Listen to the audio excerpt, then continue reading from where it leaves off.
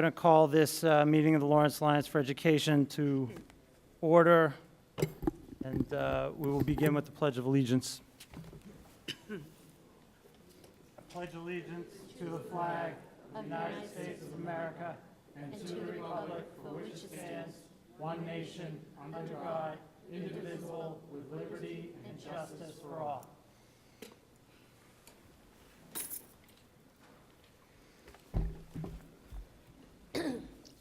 All right, we'll open with public comment.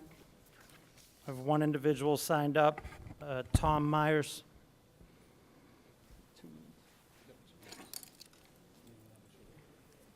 My name is Tom Myers, and I reside at 550 Haverhill Street here in the wonderful city of Lawrence. And what I'd like to address today, since this meeting is specific, and this is 2 minutes, right? 2 minutes. And if I give you a compliment, Dan, you stop the clock, right? Correct? Okay, so in any event, quickly, what I'd like to address today is my concern that a lack of transparency has taken place during this entire process for the selection of a superintendent. As the former president of the Teachers Union in Andover over 21 years, and I also taught social studies there, I participated in many selection committees for superintendents and assistant superintendents. Screening and interviewing committees in Andover included elected school committee members, teachers, parents, and high school students. The process was transparent and driven by objective criteria. We developed the criteria from the stakeholders in the community and then utilized the data to measure and assess the qualifications of the candidates. The criteria was made public prior to the beginning of the selection process. And of course here, that didn't happen. We did have a chance for various stakeholders to present their desires or views as to how to select a school committee candidate, but then we never had the rest of the process put together. And by denying citizens the right to participate, you're cutting off democracy, guys. And I know Mr. Walsh, or I'm sorry, Conley, you sat as an elected official on the Boston City Council. You ran for mayor. You ran for mayor to be mayor and to have the power vested in the mayor to execute your job. Well, that's what the school committee ran for here. Seconds. And again, the problem with this is you're denying the democratic process. And you need to set up a transition plan for you guys to leave and the elected officials to take over. Thank you.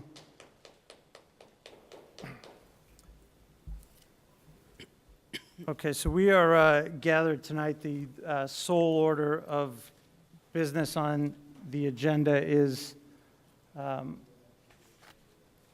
superintendent search. At this point, I would open to the board members discussion on the search relative to the two finalists, Dr. Verna Ruffin and Ms. Cynthia Paris. Mayor Rivera. Thank you, Mr. Chair. I want to start by thanking the candidates and the community and the staff for putting in so much time and energy into this process. It's arduous to try to get all the information that we had going around in a short period of time to everybody who needed to get it. And I think I don't want to seem, as this process goes through, we forget to say thank you to those people who made it extremely easy and were flexible to make sure that everybody got what they needed to get and everybody got the information in a timely manner. This is an incredibly difficult yet crucially important task. And having been a student in Lawrence Public Schools, since the first grade at the Hennessy School, to the Leonard, to the Kane School for middle school, and graduating from Lawrence High School from this very building. I'm a kid from a single-family home, no projects. We had food stamps. I'm an immigrant. I'm a kid of an immigrant mother who came to Lawrence by way of New York with 3 kids in tow. My experiences like couch surfing and food insecurity, although I don't look like it. And watching my mom work more hours than I care to count without spending time with us, taking us to the park and that. No one has to tell me what those things are about and how important these stakes are. The year I graduated high school, we lost accreditation. It was an embarrassment for everyone who graduated high school that year.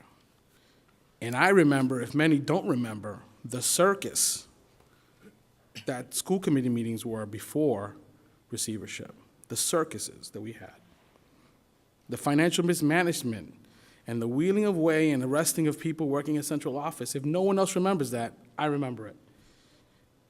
And I've lived the life of most of these kids in our system. So I find a high honor as one of those incredibly important tasks as the popularly elected mayor and member of the school committee to vote tonight and choose on the next superintendent. If you haven't noted yet, this is incredibly personal to me. So, now much has been said about the process that has led us here today to take this vote. A process with over 12 focus groups, 300 people participated. The superintendent profile that was based on community input was used. Designees from this board, 3 of them were set to do the subcommittee. One of them, a great member of our community that no one could ever say she's a wilting violet, Julia Silverio, sat on that 3-person hiring committee. Approximately 40 applications, 9 chosen for interview. 5 out of 9 of them were bilingual Spanish speakers. 6 of 9 were people of color. 8 of the 9 accepted to be interviewed. 1 decided not to be interviewed. We had experts from SPED and ELL come and sit, as well as school enrichment, sit with the 3 members and ask questions. The 3 finalists were all women of color. 2 of them were bilingual Latinas, and all 3 had urban school turnaround experience. One of those 3 chose to withdraw for personal reasons before we got to meet her. And I've been on many search committees, chiefs, chancellors, you name it. And no search committee is perfect, and no search process is perfect. And every search committee feels like maybe we could have done just a little bit more. And without a doubt, somebody feels like they were left out of the process. Not on purpose, but it's just a matter of the way these things work. And given that we had a tight time frame all around, I believe this was a good process. If this process had brought us 2 white dudes from the Midwest who didn't speak any Spanish, who had no urban school experiences, I would want to stop the process too, but it didn't. It did not. A process that has brought us these 2 fine candidates, as a result, an African-American woman who probably has shattered more glass ceilings and color barriers in the South than anyone can imagine, and a Puerto Rican woman who has lived the Latino diaspora experience in all its rough and tumble ways. Yet both have great pedigrees to be superintendent. You can only describe this process as being good. Now, the candidates. I found the finalists to be diverse in experiences and in their professional trajectory, both highly qualified and motivated. They would both love our children, their families, the staff, and our community. Both are capable and qualified. Candidate Ruffin, I found her to be qualified and experienced, and it would be great to have her running our school system. She's a candidate that would do well in the post-Riley era. She saw she could work with a union district like ours, and there's no doubt that candidate Ruffin has been in a district administration for a long time. You can just see it in her resume. And this is no small feat, being a woman of color in the American South. So her connection to music education would be a great fit in our district. And her history, like I said, it makes you feel like she brings more than just her pedigree to the job. But I gotta tell you, in the end, I found that Cynthia Paris to be a better fit with what we need here in Lawrence. Candidate Paris has managed at the superintendent level in districts of our size and larger. She has managed innovation and transformation and excelled at it. Her ability to get the job done is reflected in her speedy ascent in education administration. She just hasn't been around as long as the other candidate. But she did achieve positions of high administrative responsibility quickly in her career, 13 years to become principal from a non-teaching position. And from First position, 18 years to become an assistant superintendent. Now, she doesn't have a doctorate, but she does have 2 master's degrees, one in education administration and one in master in science, in communication sciences and disorders. And I think what we've heard from her interviews and what we saw in the feedback was that she will work well in our open architecture. And then I just think about what Lawrence Public School families look like. Many single mothers, that they themselves were ELL students and had bad or not great experiences with the school system. They've dealt in some way with special ed, bureaucracy. Many have needed public support during their life, public housing, welfare. A lot of our parents have moved their children multiple times back and forth from the U.S. to other places, kids learning in multiple languages across their time in school. And what we have in Candidate Paris is the opportunity to hire a superintendent, someone that is a reflection of that demographic I just said. She said it herself, that she experienced those things. She looks like many of the Heller households in our district. And on top of that, she has the experience of running the large school system like ours. So we have an opportunity to hire a champion for ELL learners and special ed students, the place we have the greatest need to excel in. 71% of our students' first language is not English, 19.4% students with disabilities. And Candidate Paris told us she got into education to help kids like her sister, who was a special ed student. For her, this is also incredibly personal. So I say all these things to you not because I want you to think that we just need Candidate Paris because she's a Latina and she speaks Spanish. We need her because she has lived the life of our students firsthand in her personal life, the life of our families, and she will lead from that place and that experience. She told us as much. And because of these reasons, and I'll stop talking now, I urge all my colleagues tonight to vote for Candidate Paris to be the next superintendent of Lawrence Public Schools. Thanks. Thank you, Mr. Mayor. Recognize other board members who wish to speak at this time. Ms. Anders?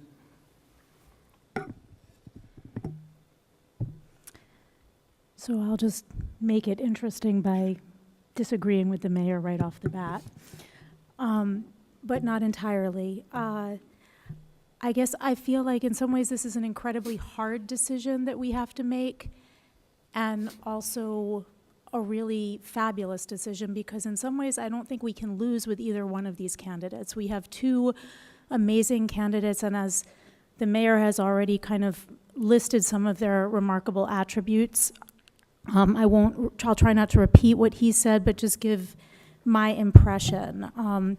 So I feel like I got the best sense of the candidates when we were in the interviews, the sort of lengthy interviews last Wednesday.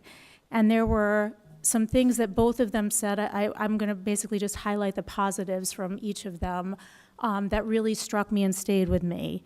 So with candidate Ruffin, some of the things that I heard that resonated really deeply with me were, without being asked about it, she brought up the issue of teacher leadership and development and developing the workforce from within the community. And investing in our current high school students and in other community members to become teachers and get on a teaching track. And I think that that's an incredibly important strategy to pursue in terms of the sustainability of the school system improvements that we've had under receivership, and to improve upon some of the things that might not have gotten worked on under receivership thus far. I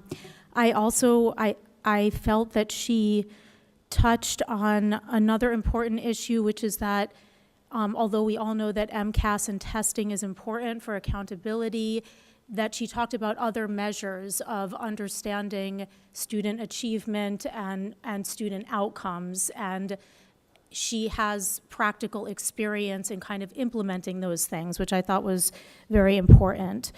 She demonstrated some practical ideas about how to go out into the community, and she talked about feeling like her greatest achievement as an educator was seeing the changed and improved academic and life outcomes of her students.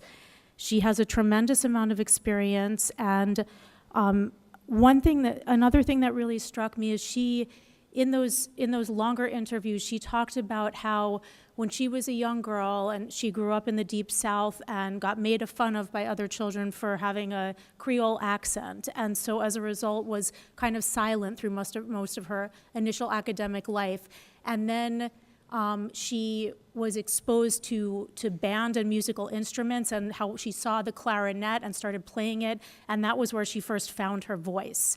And since then, she's been on this remarkable trajectory that Dan touched on as a woman of color in the Deep South to achieve what she's achieved.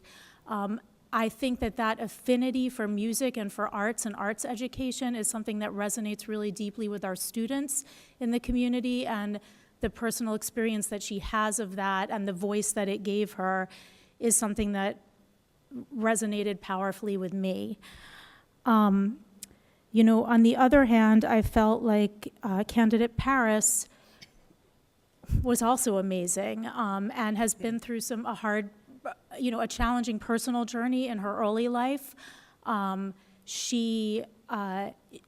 it weighs a lot with me. Like it's hard. I don't want to make decisions on color or ethnicity, but I do think that having a superintendent who's from the same cultural background and speaks the language as a native of most of the families who are in the school system, that's incredibly powerful. And that combined with the credentials that she clearly has also resonated with me. I think she demonstrated a good grasp, according to my limited knowledge, of sort of ELL and SPED things. And, I did like the way that she talked about parent engagement, but I would say the thing that has made me kind of tip in the balance of candidate Ruffin is I had asked a final question of the candidates where I was talking about the two-generation approach to education, how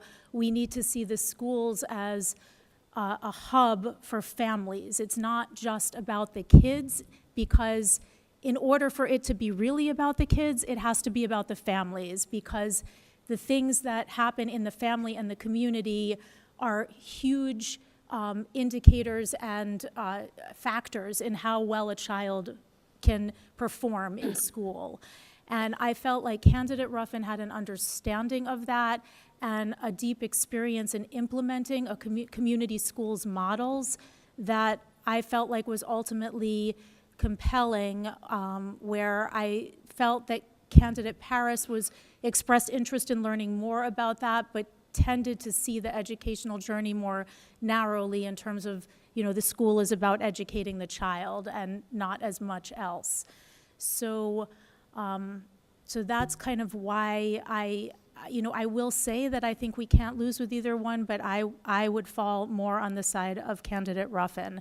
The other thing I just want to mention is that I spent a bunch of time this weekend reviewing all of the feedback forms from the community forum and the educators forum and the school committee meeting with the candidates and the students' meetings with the candidates.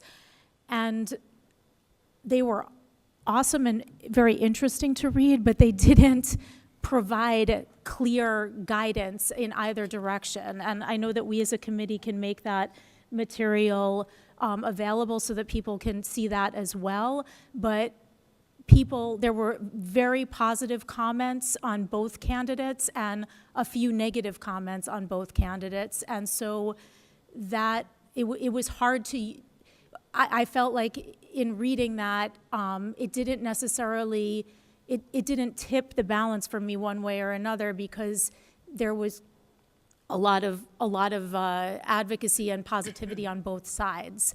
But we can also certainly make that, and I would suggest we do make that stuff available for anyone who's interested in seeing it.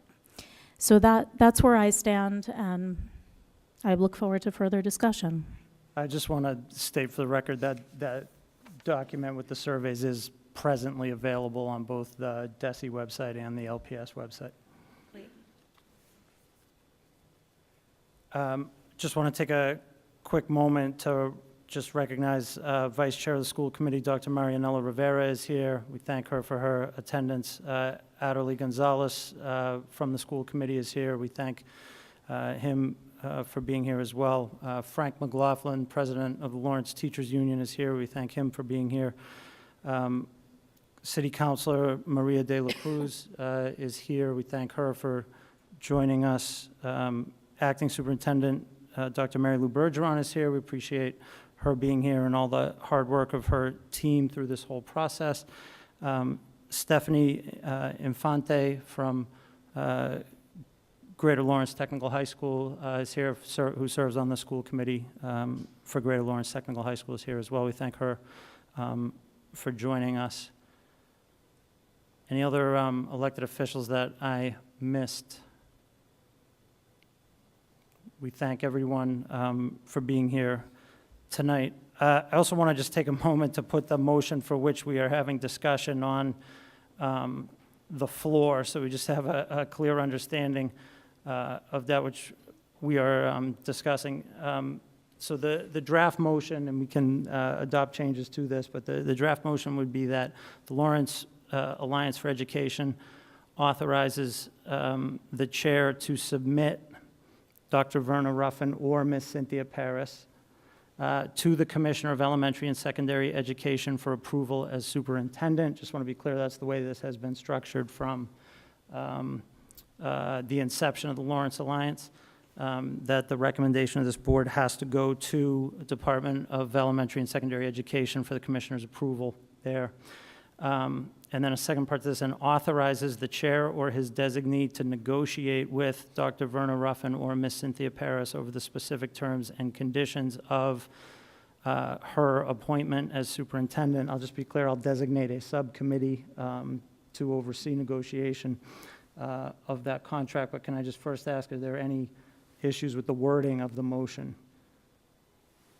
Could I have 2 volunteers to serve on a subcommittee, and Mayor Rivera and Pat Mariano will serve on the subcommittee for the superintendent contract.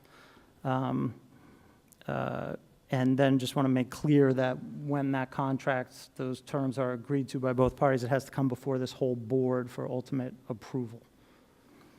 Okay. All right, with that said, I would open it back up to LAE board members to comment. Ms. Mariano? Yes, thank you, Mr. Conley. Before I discuss our 2 superintendent candidates, I feel it is very important that I share my thoughts about the process this board has followed to reach this point. I was employed by the Lawrence Public Schools for over 40 years. During that time, I had the privilege to work for 10 superintendents. Some retired graciously, and others left us with a cloud over their tenure in the district. But in every case, when the search was held for the new superintendent, I, as an educator in the district, was never asked to participate in a focus group in order to share my thoughts on the qualities and characteristics of the new superintendent. I was also a parent in the system, having 2 children go through the public schools. In that role, I was never asked my opinion about the superintendent. We never had community meetings, focus groups, or online surveys.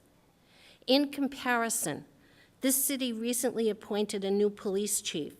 I must note that Chief Vask is an awesome candidate, an awesome chief, and I congratulate him on his appointment.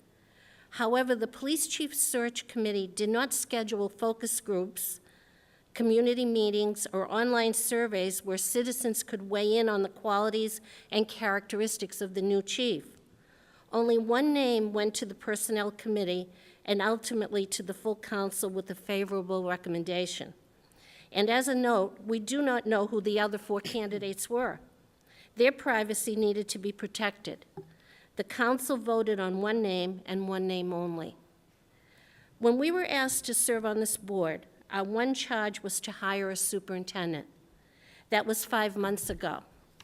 Since then, we have been working with a professional firm, and as a board, we felt strongly that this process had to be as inclusive as possible.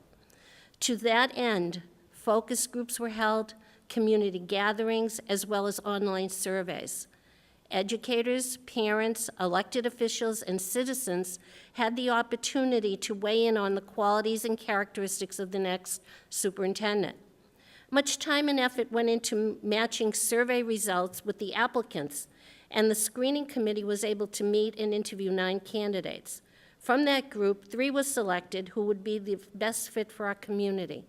Unfortunately, only 2 decided to continue in their quest to lead this district. Once again, schedules were established so that stakeholders could meet the 2 finalists, and more input was gathered in survey form for this board. This has been a long and time-consuming task. I find it hard to understand how some can say that it was not a transparent and inclusive process. As receivers, this board has the opportunity to get it right and name a superintendent who will continue to move this district forward and move us one step closer to returning the school department to local control. Dr. Ruffin and Ms. Paris both come to us with strong experiences in education. Both shared a vision for this district, which I believe will build upon current accomplishments and keep us on the path of steady improvement. Dr. Ruffin addressed the need for more teacher support to ensure higher teacher retention rates. She felt her connection to the students and community will come due to her visibility in the school, community events, and local churches. Dr. Ruffin spoke about the need for more emphasis on social emotional needs of the students and recommended more professional development for staff and the need for more wraparound services in the schools. As superintendent, she spoke of the need for a 100-day plan that would entail listening, sharing, and setting a timeline for the direction of the district. While discussing state testing, Dr. Ruffin felt that there needed to be a balance, excellent teaching coupled with high-quality text. Her professional journey began as a band director, and she sees the arts as an integral part of the student experience. Ms. Paris comes to us with experience in a turnaround school as well as a high-performing district. She began her remarks by stating how impressed she was with the school she visited. She could see us becoming a blue ribbon district with engaged families who shared a pride in our progress. Cultural competency mattered a lot to her. She envisioned home visits to the youngest students, acknowledging that language barriers exist and the necessity for tapping into each student's range of experiences. Working with the school committee, the LAE board, and DESE, Ms. Paris saw the need to gain the confidence and trust between those 3 groups and to connect the dots between them to build a stronger district. She is a strong proponent of positive school culture and sees the need to empower teachers and give them voice to effect positive changes in their school and in the system. She is familiar with the open architecture model, specifically school autonomy and its power to effect positive change. She is looking to be part of a school system that recognizes how appropriate levels of school autonomy fosters empowerment, personal responsibility for learning, an environment of enrichment, and improvement in the academic achievement of students. Ms. Paris shared her personal journey growing up. Her path mirrors what many of our students experience when immigrating to Lawrence. I see her as a great role model for many of our students. After reviewing the survey sheets and the notes from the candidate interviews, I feel strongly that Cynthia Paris is the right fit for the Lawrence Public Schools and highly support her for superintendent of the Lawrence Public Schools. Thank you. Thank you, Ms. Mariano. Other members of the board who wish to speak?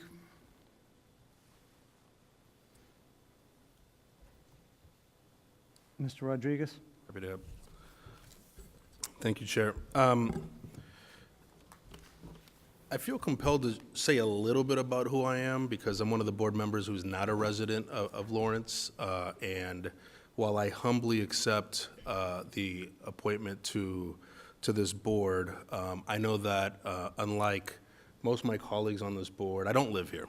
And I can't bring the lens of a Lawrence resident or someone who's gone through Lawrence Public Schools. What I do bring is the perspective of an immigrant. I moved to the U.S., to San Francisco when I was 6 from Panama. My parents are Panamanian. I was born in Panama.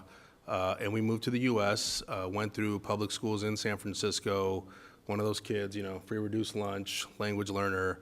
And I think had a lot of opportunities. And so I take very little credit for anything that I've achieved. It's really my parents, my family, and just a lot of opportunities that were provided to me along the way. I became an educator, a teacher specifically, right out of college. It was my first job, because in college is where I started learning about Latin American history and started feeling a sense of empowerment, of really understanding just historically, the way that, people in Latin America, people of color, impact of colonialism, impact of post-1492, European settlement of the Americas. And so I just got really empowered, and I felt like it was a way for me to try to give back and empower youth. So I was a teacher for 10 years in San Francisco. I also taught in Nairobi, Kenya for 4 years.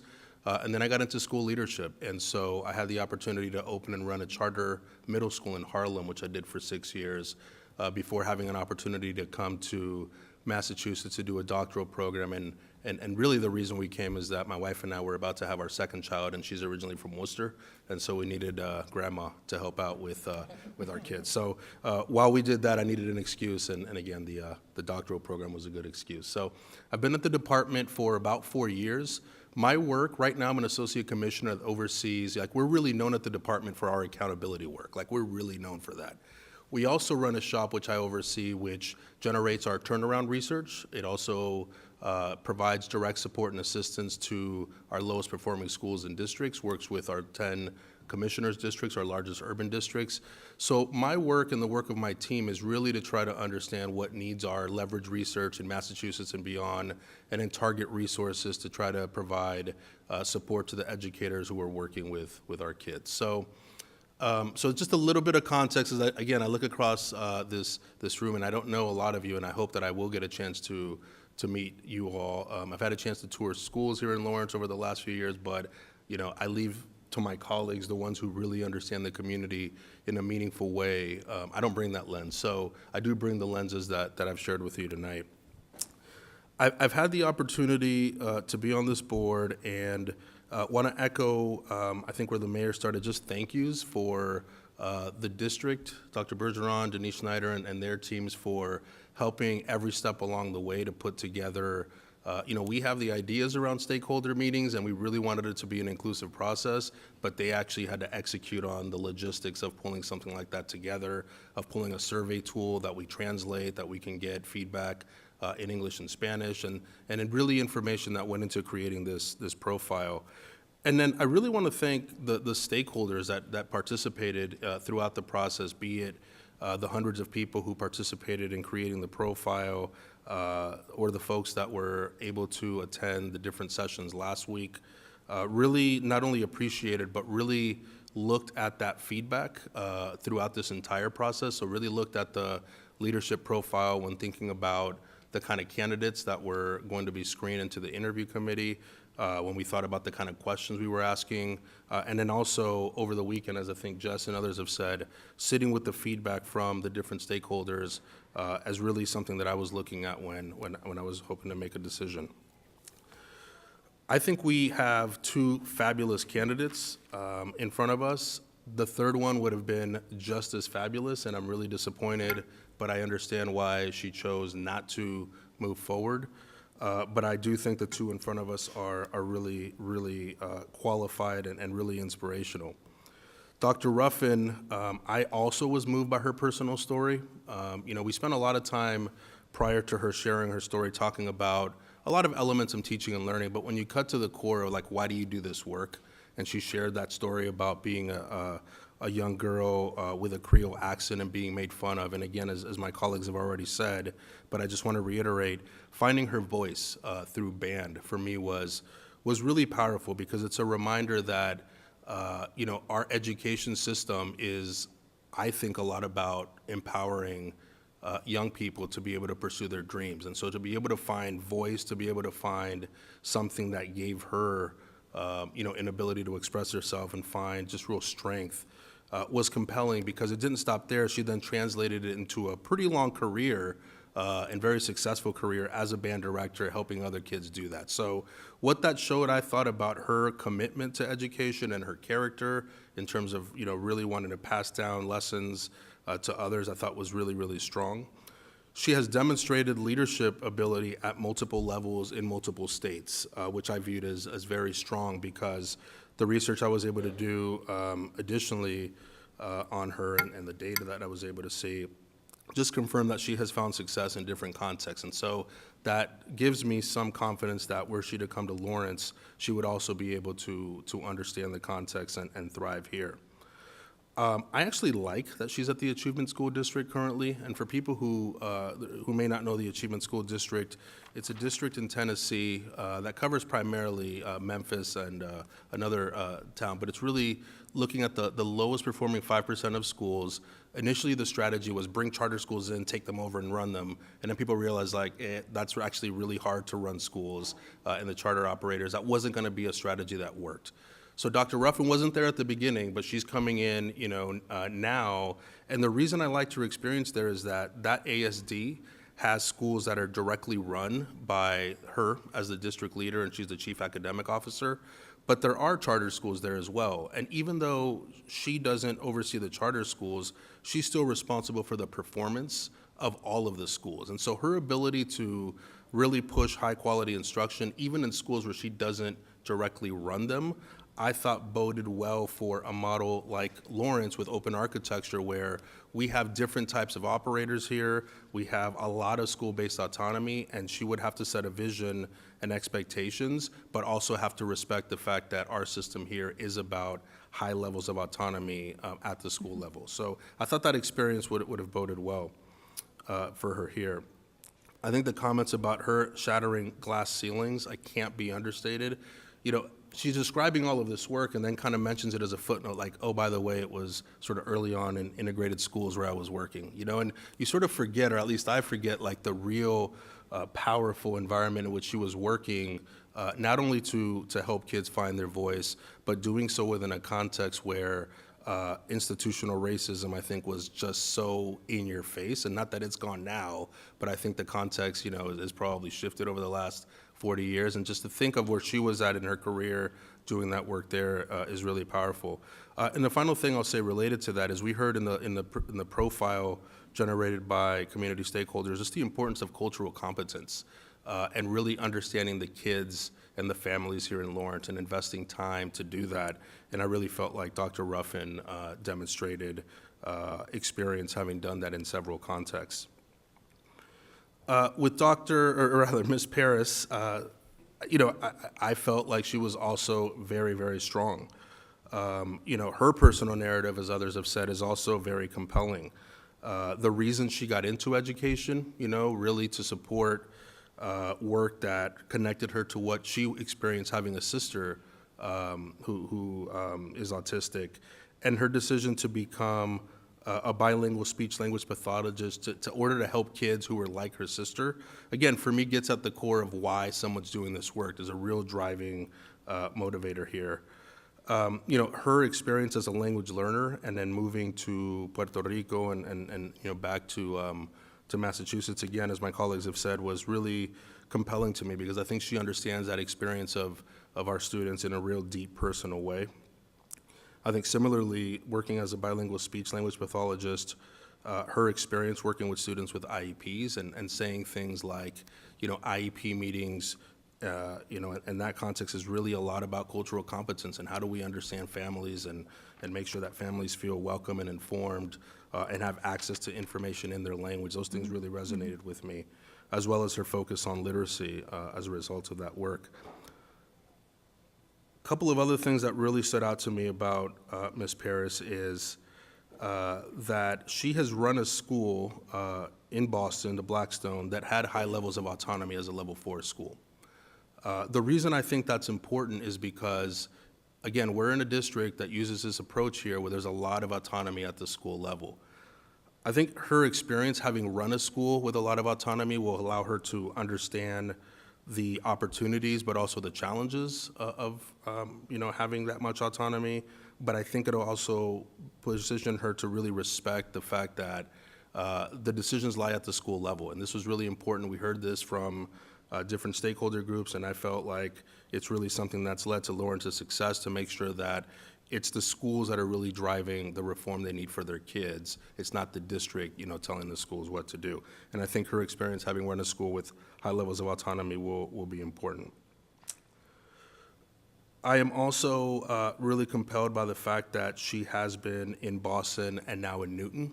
I'm a big fan of people seeing different types of educational contexts. I mean, she herself has said and talked a lot about what she's learned in those different contexts, and I think, Dr. Ruffin had that as well. So I view that as a strength, where Ms. Paris would be able to leverage the learnings that she's had in multiple contexts, and not to just bring it here to try to replicate it, but in order to continue learning, but has a much wider base of experience to rely on. And then the final thing I'll say is, as my colleagues have also said, the fact that she's Latina and a Spanish speaker is important. And it's important to me because that was one of the pieces of feedback from the leadership profile when we asked the community, what are you looking for? It wasn't the only thing, but it was definitely something. We heard that. And as I think about the students in this district who, they're lucky in this city where they actually see leadership that, reflects them. But that's not the case in most places in the state. When I think about the opportunity for our students to continue to thrive in academics and also enrichment, and then to see someone who they can connect with and really think about maybe seeing themselves in that position someday, or helping to aspire them to achieve their dreams, for me was really, really compelling. So I agree with Jess in many ways that we have two phenomenal candidates, and I don't think we could go wrong with either one of them. But when we vote, I expect to cast my vote for Ms. Paris. Thank you, Dr. Rodriguez. Other members of the board who wish to speak? Ms. Silverio? I'll probably be a little bit brief, seeing that we all agree that we have two very good candidates in front of us. And with me having been part of the interviewing committee that interviewed all of the candidates, we brought forward the best candidates that we felt that we had out of the 8 that we interviewed. I think we tried to make this as transparent as we could. We all also realized that there are times when there are things that happen when you're working in such a committee or search committee that are beyond our hands. And if anything happened that makes people think that this was not a transparent process, I want to assure you that having been there and being the voice of the community, I saw that the work that was done in a very professional manner, and that we were looking for the best candidates. We've had and we have a situation where we did not have a lot of time to search for a superintendent, as in other districts, because this just happened in January, and we didn't start the search until February because of the times and the snow and everything that happened. But we did get qualified people. We were looking for someone, and I think everybody here has already stated that would be representative of our community based on what the people stated to the search committee, to the search firm that was hired. And we were looking at those attributes and the candidates that we interviewed. It is unfortunate for me that we did not have a lot of local candidates that were interested in applying for this position. Because when we look at our schools, I feel that we should be looking at people that really know our district. And even though we have these two very strong candidates, they come from different demographics than what we have here in Lawrence. One of the candidates, Dr. Ruffin, is very experienced, and I think we would do very well having her as our superintendent. She comes from a very different demographic school district than what we have here. She brings lots of experience, and I think she understands the concept. One of our concerns was when we presented to her the open architecture model, she wasn't very convinced on that area. She felt that she didn't really want to she wanted to have more control over the open architecture model than we're looking for. And so you have two candidates, one that is committed to come in here and do the work that needs to be done, and who can possibly turn around the district the same way that she's done in other areas, but who's also on her way close to retirement. And then you have a younger candidate that is probably not as experienced, but has a lot of energy that perhaps the district in Lawrence needs, that we haven't had in a long time in the city in terms of the past superintendents. I do have some concerns, and my concern is with Ms. Paris, whether she told us that she would probably not move to the city because she has teenage girls, and that's understandable, being a single mom and having to take care of the kids. But I feel that the commitment here in Lawrence is a very demanding. The superintendent's job here in the city is very demanding, in that I'm wondering if we're going to have, should we hire her, if we're going to have a candidate that is going to be here for the long term. That is my biggest concern with Ms. Paris as a candidate. Besides that, I think everybody has had an opportunity to participate in this process, and even with the last information that we were giving, and like Jesse said, some of it is positive, some of it is negative. We're never going to agree 100% on what it is that we need. Perhaps if we had more time, we had more applicants, and we had more choices. At this time, we're left with two, and the importance of hiring someone that is going to continue to run the school system and is probably going to take away some of the powers from this board, or not necessarily the powers, but some of the work that this board would have to do. So we either hire someone, one of these two candidates. We can choose to reopen the search that will take us probably until next year without a superintendent, or we choose one of these two, and I think either one that we choose will probably be someone that will come in willing to work with the board and willing to work with all the stakeholders here in the city. One more experienced, the other one probably needing a little bit more molding in terms of working to the extent that we want that candidate to work with the school system. I'm torn in this vote. I'm not as reassured as some of my colleagues here, just because of the two concerns that I expressed, that are serious concerns to me, because we have hired superintendents in the past, and we all, like Mayor Rivera said, understand what happened, and we don't want to see ourselves in that situation again. So, but I think all of us together have done our due diligence so that the person that we hire will probably work in the best interest of the district. Thank you. Thank you, Ms. Silverio. Dr. Custodio-Lara? Yes.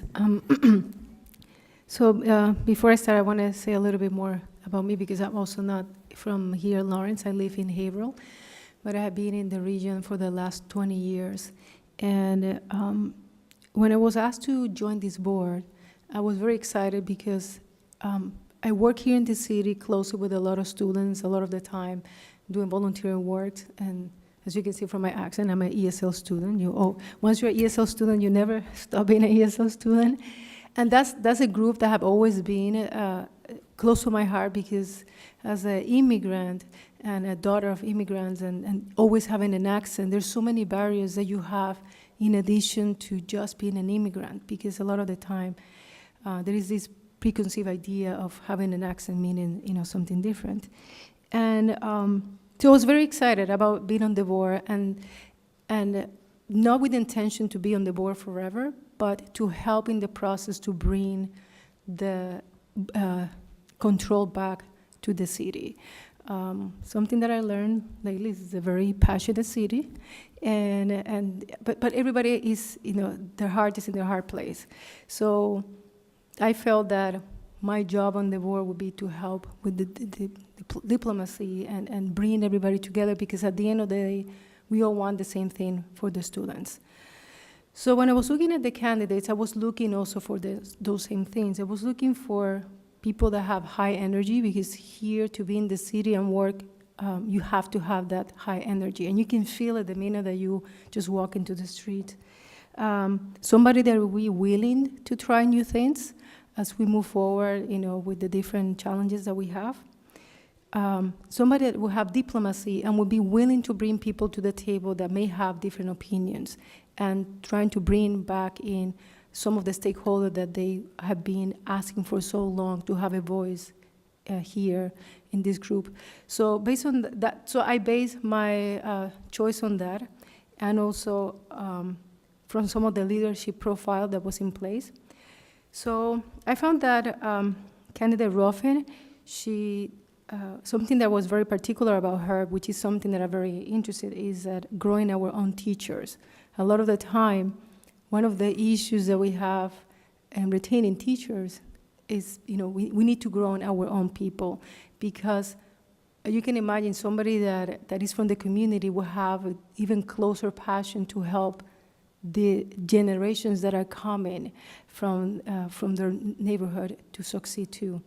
So the work that she's doing remind me of Teachers of the Future. So, that project, trying to increase people within the system, and not only with the teachers, but also with the staff.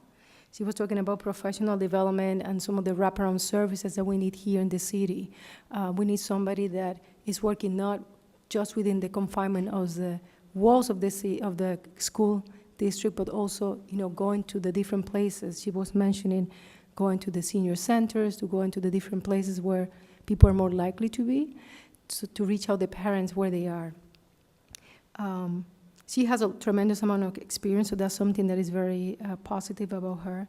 And also she's looking at alternative measurement for student achievement, and that's something that is very important, especially to recent immigrant students that they might excel in math and sciences, but are lagging behind in English, and how you can help that large population of students here.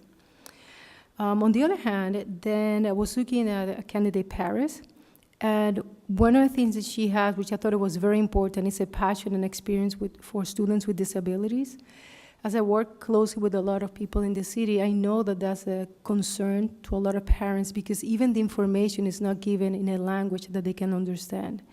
And that's something that to me touched me, because that's something that is very important as you're trying to have a student to excel in school, that the parents have the right support, and they have the support explained to them in a language that they can understand.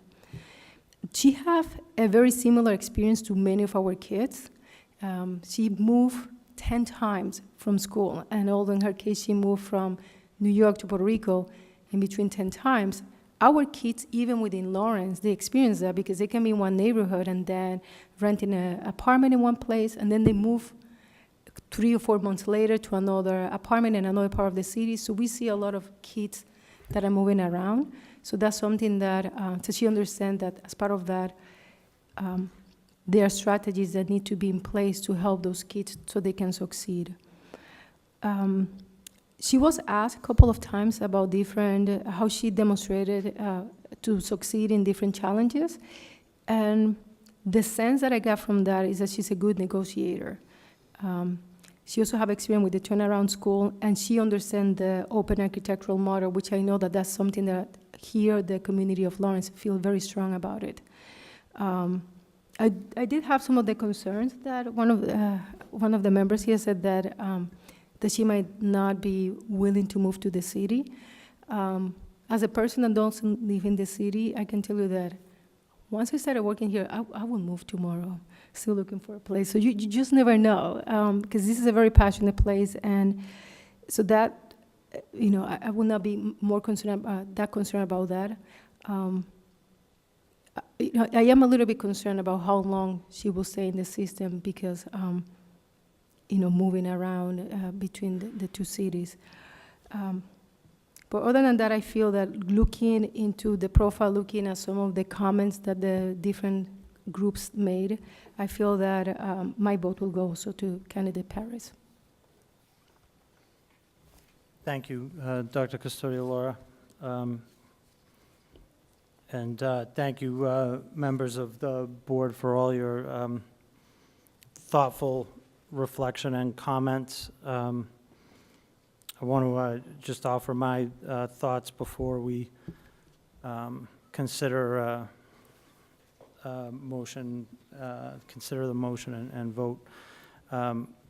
So I want to start with the process, and it's been well addressed tonight by my fellow board members who have seen it up close, and I recognize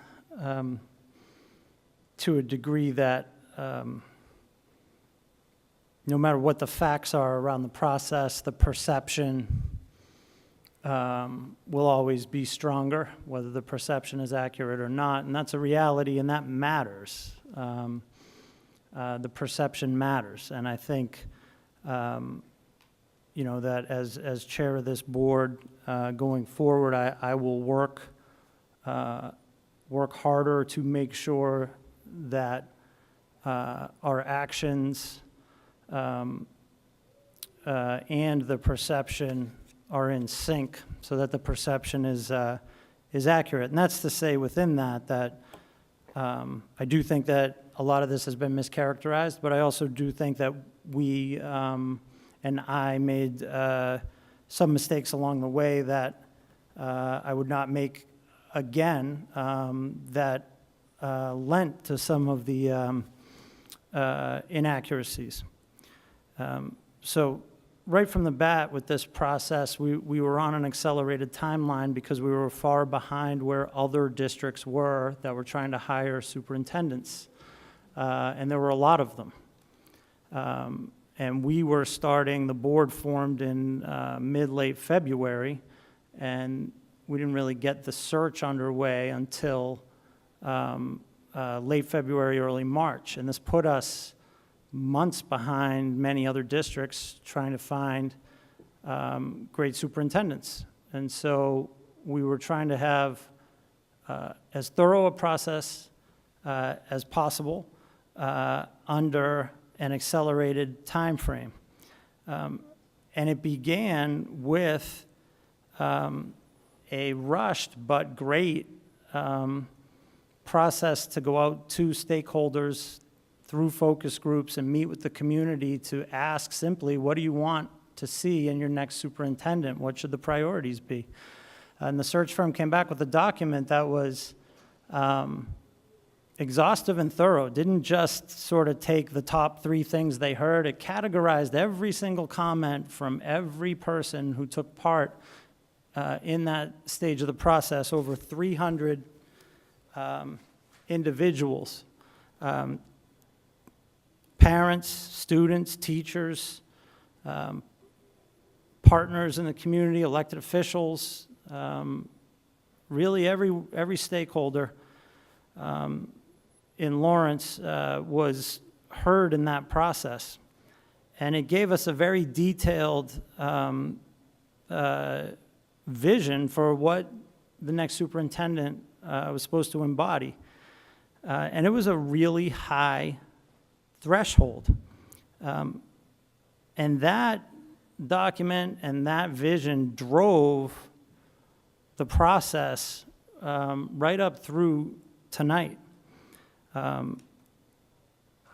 So we looked at 40 resumes, bearing in mind the vision that the community gave us.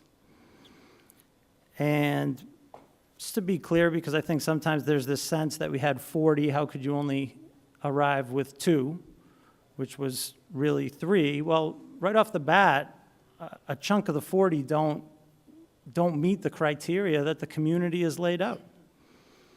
And so then you're with a smaller pool, and then you begin to go through all of those applications, and you see other points of departure that don't match the community vision. And roughly, and ultimately you get down to about 20, roughly half.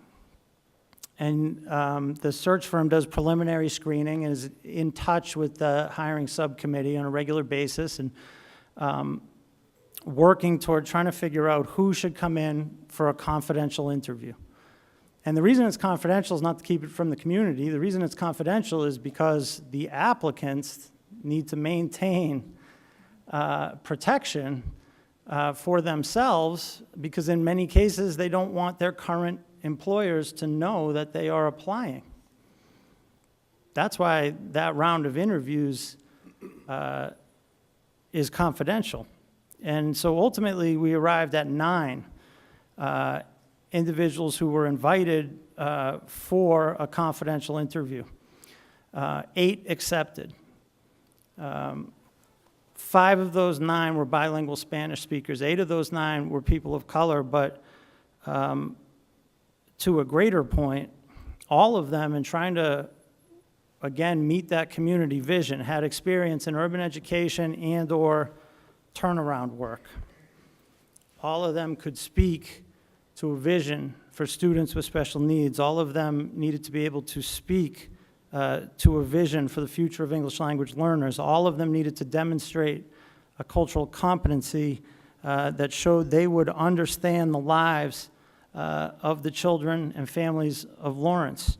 All of them needed to have a vision for family engagement.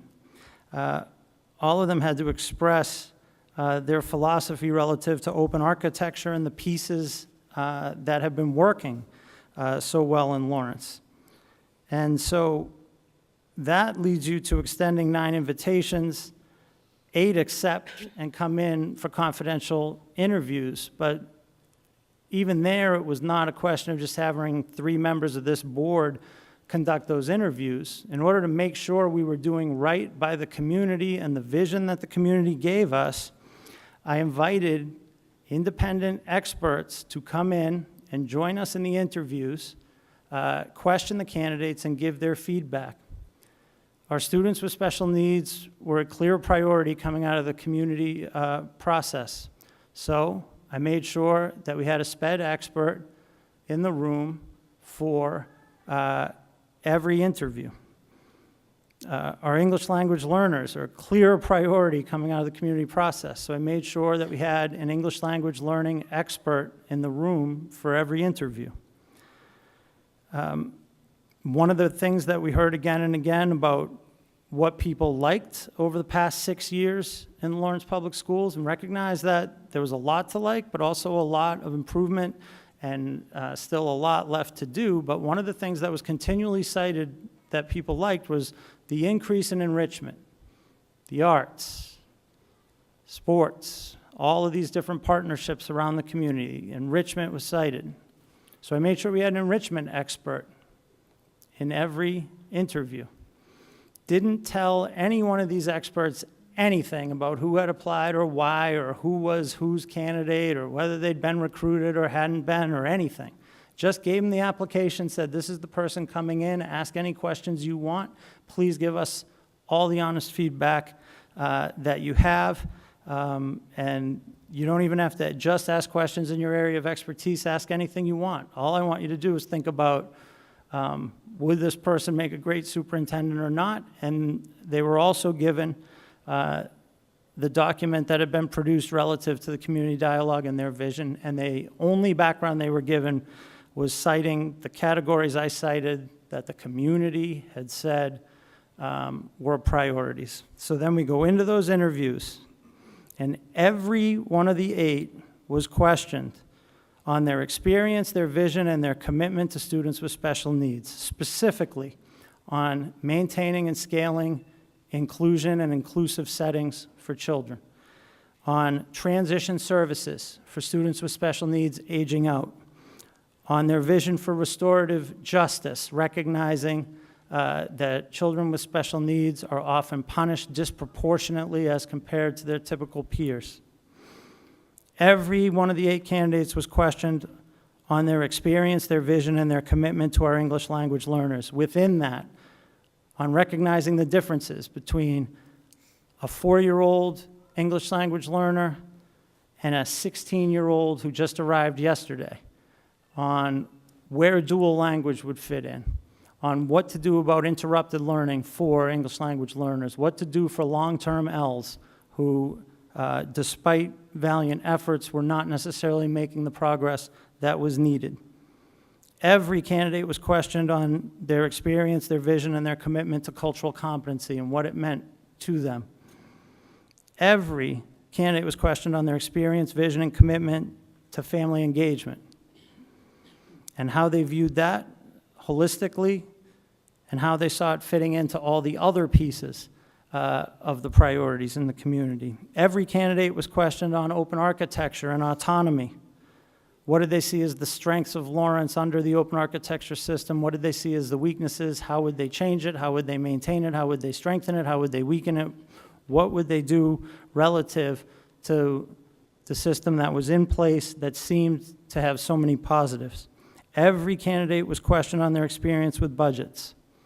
Every candidate was questioned on their experience working cooperatively with teachers' unions, recognizing that one of the success stories of Lawrence over the past 6 years was the way in which the teachers' union and Superintendent Riley's team had worked together. Didn't mean they always agreed, but it always meant that they were working together for what was best for Lawrence children and families. And everyone was questioned on how they would work across a community with so many stakeholders and how they viewed the role of partnerships, specifically as it related to enrichment opportunities for children and families. Once this was complete with the 8 who were invited, the hiring subcommittee met alone.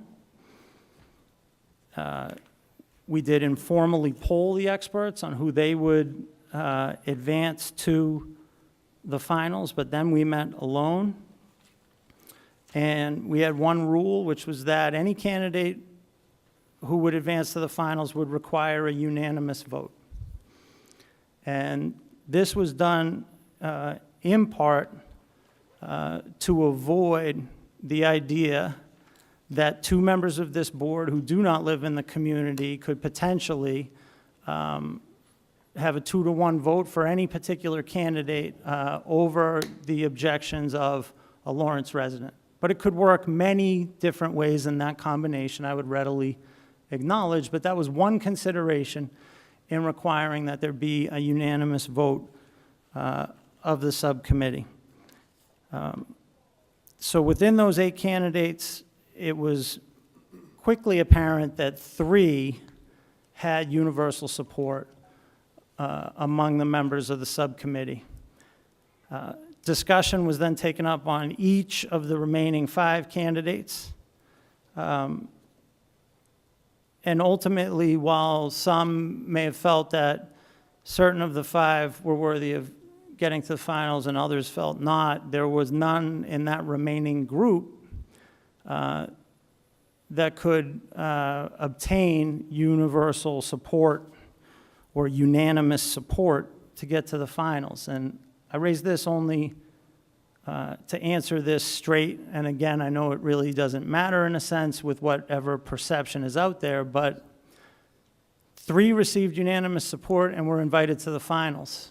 If 4 had had unanimous support, 4 would have been invited to the finals. If all 8 had had unanimous support, we would have invited 8 candidates to the finals. So it was not as simple as number 3 drops out, just ask number 4 to come into the process. If we thought unanimously that the candidate could be superintendent for Lawrence Public Schools, we advanced them to the finals.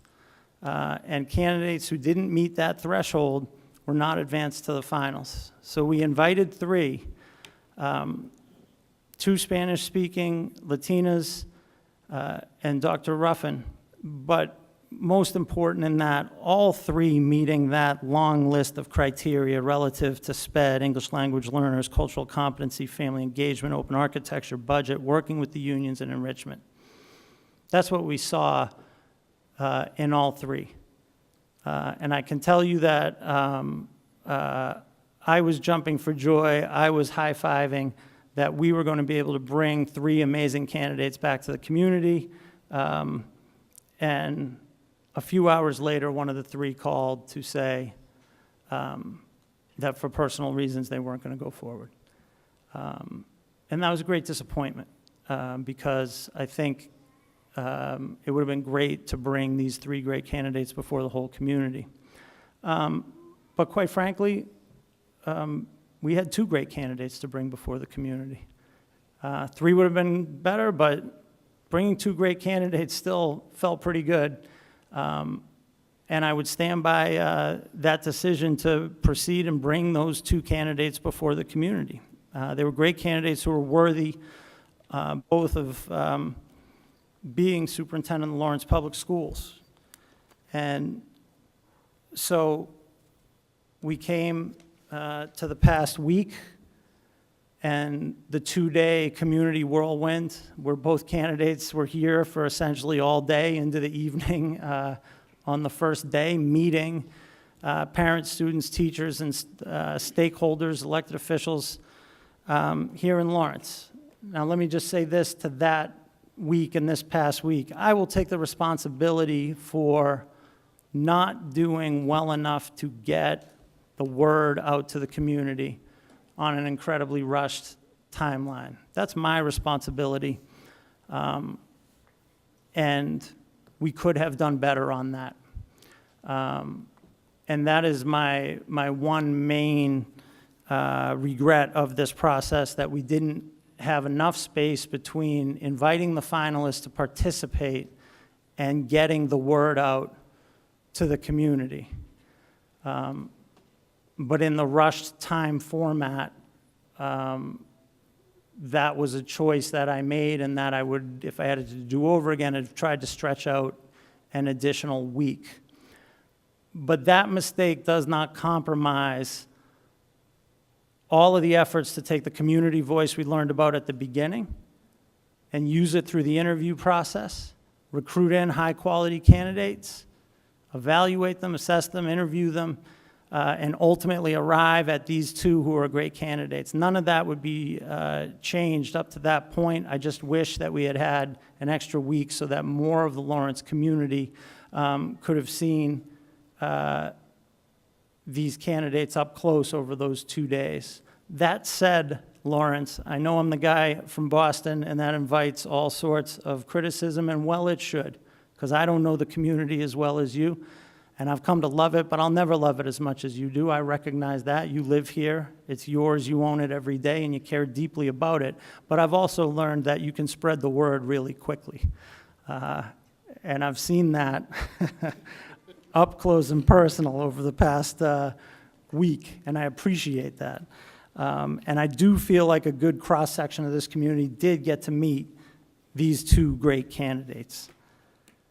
So, that said, when I look at these 2 candidates, I honestly feel like I could go home tonight with either one, knowing either one would be the superintendent of schools, and I would feel great about that. I was struck by Dr. Ruffin's incredible breadth of experience, all that she's done and knows across her lifetime in education comes right through in any conversation with her.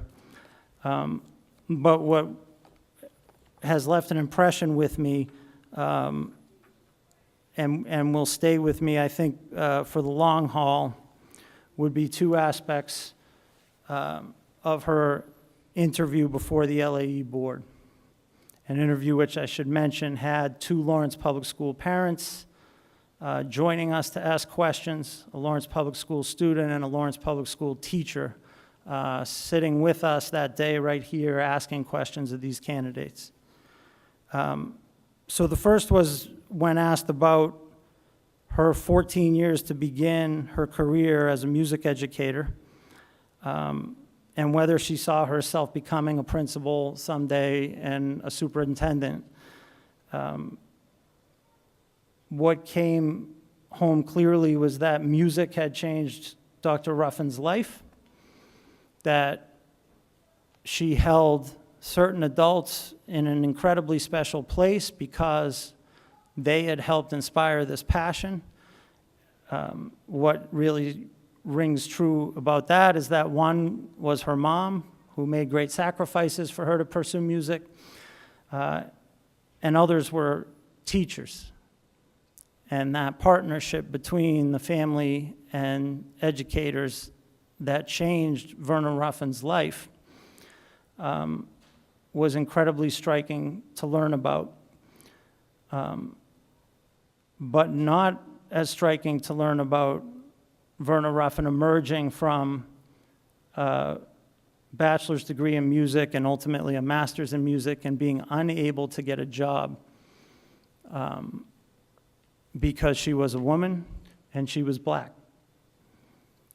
And her pursuing and never giving up an opportunity to work as an educator.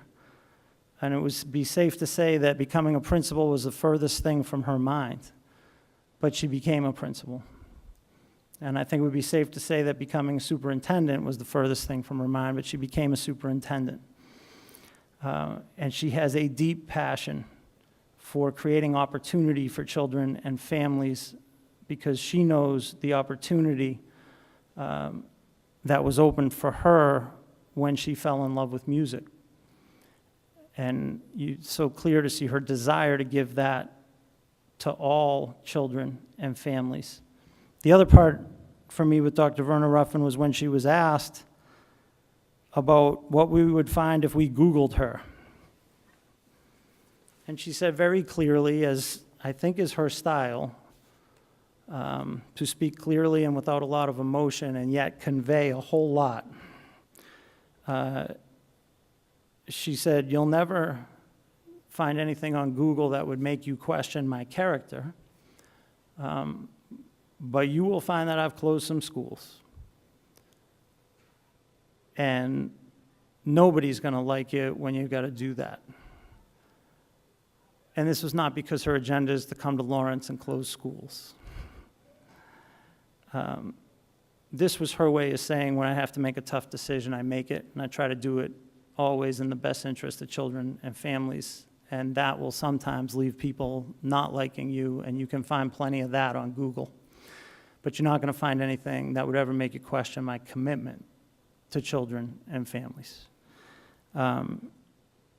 She's an amazing woman and would be a great leader of the Lawrence Public Schools. And I'm proud of the process that brought her through to the finals. Cynthia Paris, very different from Dr. Ruffin, very different style, and two incredibly different people, but both of whom in their own way, I think, stand to be a strong leader for the Lawrence Public Schools. Cynthia Paris is an English language learner, and she speaks compellingly to understanding what students who are English language learners go through, the challenges that they face, and also the hope that can be there when we meet English language learners with a desire to support them, give them every opportunity, recognize all the pieces that have to go in to creating a great opportunity for our English language learners. She knows this inside out.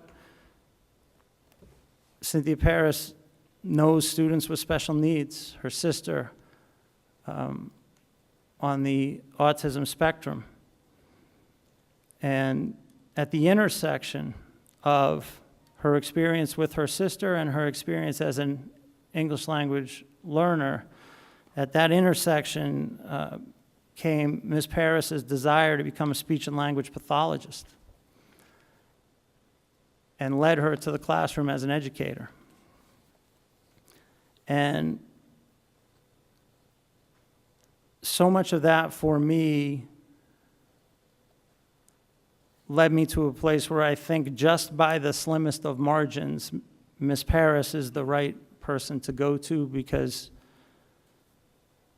she has walked in the shoes of so many Lawrence children and families and knows those shoes so well, but has also been in the classroom, worked as a principal, and worked as an assistant superintendent, and represents the place where the life of the Lawrence child and the Lawrence family can and should meet the life of the educator in an equal partnership, which is what good family engagement is all about. But there's more to it than that with Ms. Paris. I look at her time at the Guild Elementary School as principal in the Boston Public Schools. 88% Latino students, 67% English language learners, 92% free and reduced lunch under the old measurement. And that school moved. And it was a school that no one in Boston thought could move. And English language learners made great strides under Ms. Paris's leadership when she was principal at the Guild. And she left the Guild not because she chose to leave, but because she was told by her superintendent at that time that she needed to go mid-year to the Blackstone Elementary, which was in crisis. Turnaround school. 80% Latino students, 61% English language learners, 94% free and reduced lunch. And Ms. Paris went in mid-year to a school in crisis, stabilized it, stayed, helped it see incredible gains for all of the students, but again, in particular, English language learners. But it's about more than that to me. When you go and you learn about the Blackstone success, what you learn is that one of the things they did was forge strong partnerships with community-based organizations to help expand enrichment opportunities for students and families there. They had a real family engagement plan to get out into the neighborhood and meet all of their families. But it's about more than that. Ms. Paris led the Blackstone out of turnaround. They got out of turnaround. And when they were out of turnaround, Ms. Paris mobilized her teachers to vote to convert to innovation status, which means that Ms. Paris didn't just lead that turnaround, but she also galvanized her teachers to support her in asking for them, now that they were out of turnaround and no longer had to be under any of the mandates of turnaround, she galvanized her teachers to vote for continuing with a slightly longer school day and to maintain the autonomies that they had had during turnaround so that they could continue their success. She couldn't just decide to do that. Ms. Paris knew that she needed her teachers to be with her in making that happen. And it's when I look at those two pieces in particular that I believe Cynthia Paris is the right choice by a slim margin, where we have two right choices, to make her the right person to lead the Lawrence Public Schools going forward. Before we move on to the voting piece, I just want to thank my colleagues on the board for all of their patience over the past few months with this search, and for all of their support and guidance. One thing well, let me be careful how I say that. People can say anything they want. But one thing that would not be true about this board is that the chair controls the votes. This board has 4 residents of Lawrence on it. It's a sensible next step to go in moving out of state receivership back to local control. There are 4 strong Lawrence residents on this board. They are each their own person. They each have strong feelings, and they each care deeply about Lawrence, and I'm thankful for their support and guidance over the past few months as I walked into minefield after minefield without realizing it half the time. But there is a strong Lawrence voice on this board. And I would say, based on what I've observed, that many in Lawrence believe Dr. Custodia Laura is a 5th resident of Lawrence on this board.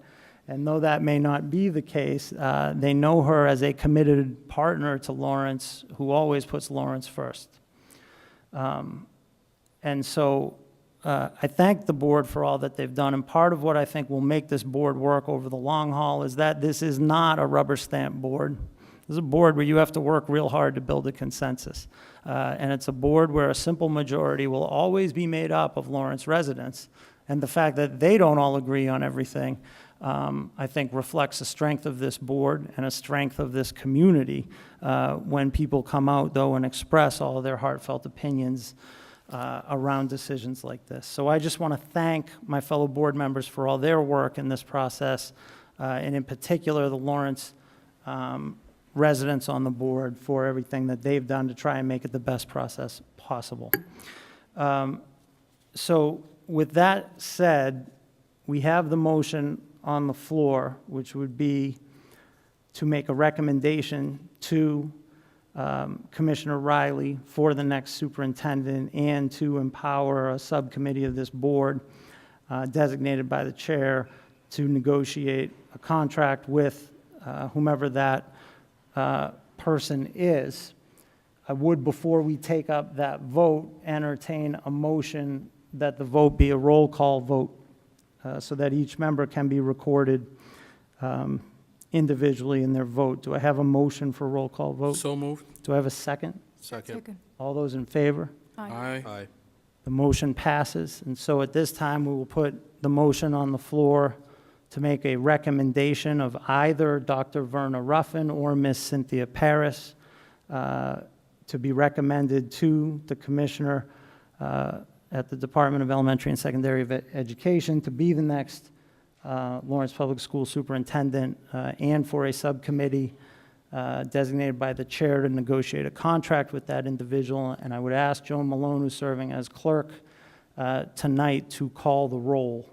When your name is called, state either Dr. Verna Ruffin or Ms. Cynthia Paris to have your vote recorded accurately. Ms. Malone?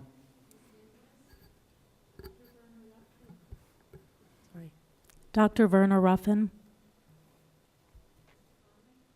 Ms. Cynthia Paris? Miss Cynthia Paris. Miss Cynthia Paris. Miss Cynthia Paris.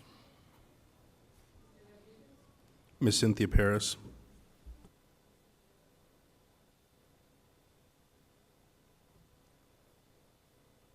Dr. Ruffin.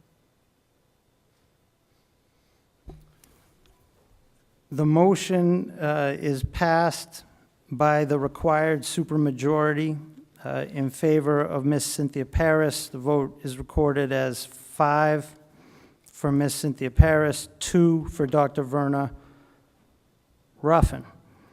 I want to thank everybody, and I would say that the vote is a reflection of what makes this board strong and what will continue to make this board strong.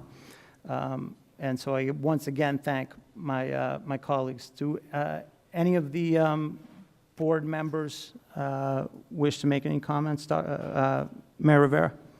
I'm just wondering if we know the timeline for the commissioner to make a decision on our recommendation, and are we just going to have the subcommittee meet right away, or do we have to wait for the commissioner?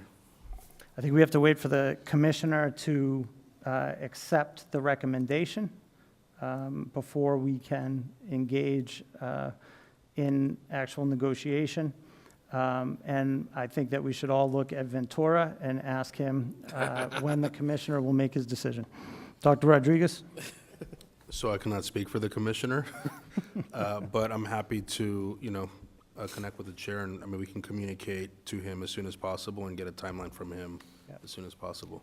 But I would gather, and I think we all hope that Commissioner Riley would hopefully act favorably on the recommendation as soon as possible. Okay, thank you. Other comments or questions, concerns, Ms. Anders? So I just do want to say that I would love this board in going forward, assuming that the nomination is accepted by the commissioner, as we're working with Ms. Paris, to pick up 2 points in particular in our approach and partnership with Ms. Paris if she gets ratified, or whatever the word would be. And that is that we have a clear focus around Indigenous teacher development and Indigenous teacher pipelines, and that we also provide support and mandate to Ms. Paris in understanding a community schools approach and drawing on the entire strength in this community in supporting our families to support our children in the educational process. Okay, I just, Mayor Rivera? I would echo what Jess said, and I would add to that a strong fiscal oversight and thorough understanding and openness to what's happening with the budget always, in order to fund the great things that we were just talking about. Any other comments?